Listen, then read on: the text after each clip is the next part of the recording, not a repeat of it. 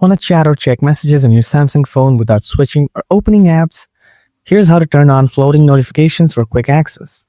So without any further delay, let's get started. First, go to the settings, then scroll down a little bit. After that, tap on notifications. Then tap advanced settings from the below. In the middle, you will see the floating notifications option. Tap on it. Here, you will see two styles for floating notifications, like bubbles and smart pop-up. Let's tap on bubbles and see how it will show. And then check the style of the smart pop-up view.